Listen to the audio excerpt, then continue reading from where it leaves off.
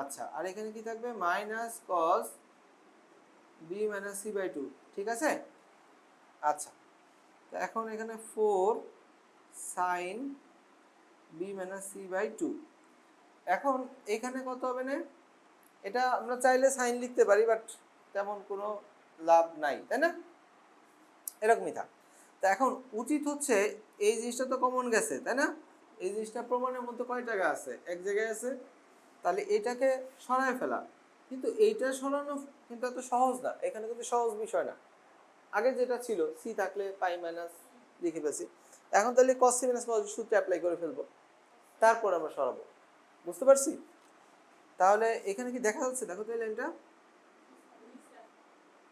2 sine C